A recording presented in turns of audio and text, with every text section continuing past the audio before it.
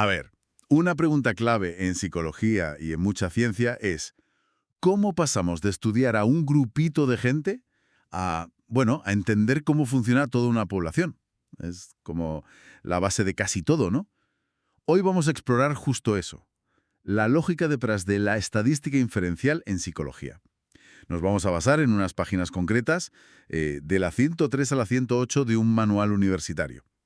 Nuestra idea es desgranar bien cómo se generalizan los resultados, qué diferencia hay entre conceptos clave como parámetro y estadístico, y entender un poco mejor cómo se estiman valores y, sobre todo, cómo se ponen a prueba las hipótesis. Vamos a ello.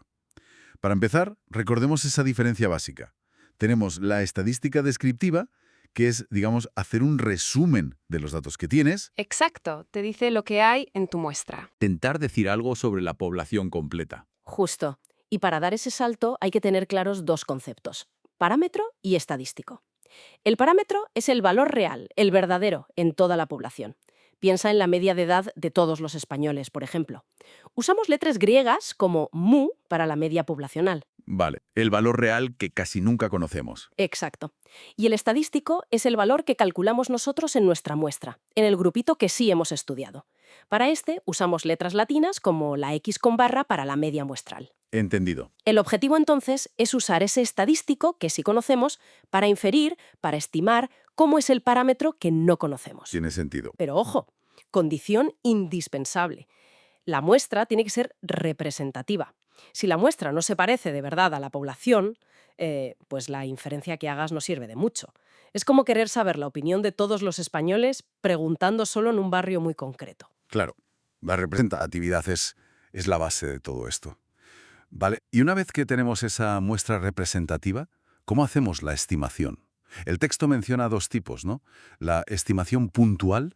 Sí, la puntual te da un solo número. Es como decir, mi mejor apuesta para la media de edad de todos los españoles es este valor que he calculado en mi muestra. Una apuesta única. Eso es.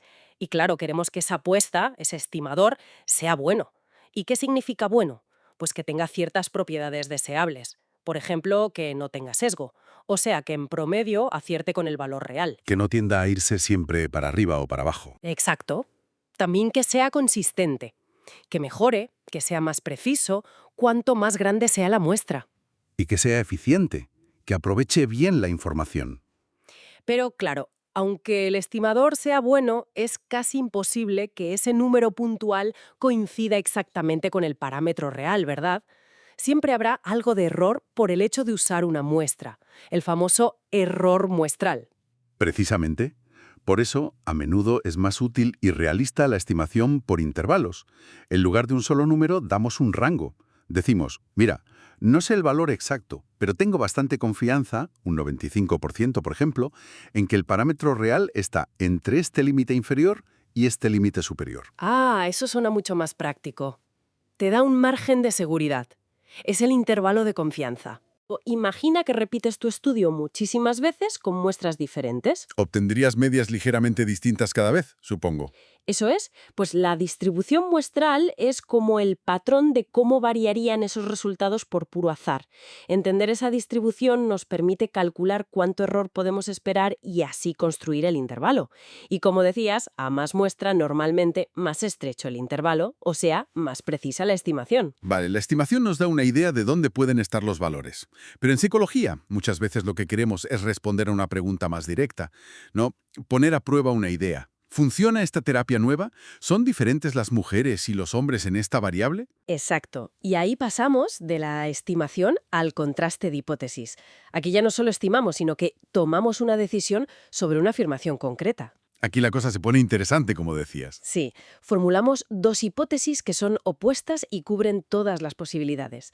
La hipótesis nula, H0, que suele ser la idea de no pasa nada, no hay efecto, no hay diferencia, es como el status quo. La que intentamos derribar, por así decirlo. Algo así. Y luego la hipótesis alternativa, H1, que es lo que el investigador suele sospechar o querer demostrar. Sí hay un efecto, sí hay diferencia. Y estas hipótesis tienen que ser claras, comprobables con datos. Y pueden ser bilaterales, solo decimos que hay diferencias sin especificar dirección, o unilaterales, decimos que un grupo es mayor que otro, por ejemplo. Vale. H0 y H1. Y al hacer el contraste, nos enfrentamos a la posibilidad de equivocarnos. El manual habla de dos tipos de errores. Fundamental entender esto. Podemos cometer un error tipo 1. Rechazamos la H0, concluimos que hay un efecto, cuando en realidad no lo había. Es una falsa alarma. La probabilidad de cometer este error es alfa, y es el famoso nivel de significación que fijamos nosotros, normalmente en 0.05, o sea, un 5% de riesgo. Vale, el riesgo de dar por bueno algo que no es. Exacto. Y luego está el error tipo 2. No rechazamos la H0, concluimos que no hay efecto, cuando en realidad sí lo había. Es como perderse un descubrimiento. La probabilidad de este error es beta, y la probabilidad de no cometer este error, o sea, de detectar un efecto que sí existe, es 1 menos beta, y eso se llama potencia de la prueba. Entiendo. Y parece que hay una relación inversa, ¿no? Si eres muy exigente para evitar el error tipo 1, pones un alfa muy bajo, aumentas el riesgo del error tipo 2. Totalmente. Hay un equilibrio delicado ahí. Por eso, no basta con mirar si algo es estadísticamente significativo, si alfa. También hay que mirar el tamaño del efecto. Medidas como la D de Cohen o eta cuadrado, eta. Nos dicen si el efecto encontrado, además de ser real, es lo bastante grande como para ser importante en la práctica. Muy importante eso del tamaño del efecto. Entonces, el procedimiento general para contrastar una hipótesis, según el texto, sería: primero, formular H0 y H1. Luego, elegir ese nivel de riesgo alfa. Sí. Después, calcular con tus datos un valor, el estadístico de contraste. Y finalmente, aplicar una regla para decidir si ese valor es lo suficientemente raro o extremo como para rechazar H0. Correcto. Y para ese cálculo, como decías, hay distintas herramientas, distintas pruebas estadísticas según qué tipo de variables estemos manejando. El manual menciona algunas muy comunes. Sí, por ejemplo, si tienes variables categóricas, tanto independiente como dependiente, usarías una prueba chi cuadrado x cuadrado. Si comparas las medias de dos grupos en una variable cuantitativa, usarías una prueba t. Si son más de dos grupos, una nova, análisis de la varianza. Y si quieres ver la relación entre dos variables cuantitativas, usarías la correlación de Pearson RXY. Y bueno, hay variantes de estas pruebas si las muestras son independientes o relacionadas. Perfecto. O sea que tenemos un arsenal de pruebas para distintas situaciones. Bueno, creo que hemos cubierto bastante terreno. Hemos pasado de la idea básica de inferencia, distinguiendo parámetro y estadístico, a ver los dos enfoques principales: la estimación, puntual y por intervalos, y luego el contraste de hipótesis, con sus errores y pruebas específicas. Es, básicamente, el lenguaje que usa la psicología para validar sus conclusiones de forma rigurosa. Una vuelta más, hemos hablado de esa tensión entre cometer un error tipo 1, la falsa alarma, alfa, y un error tipo 2, el efecto perdido, beta.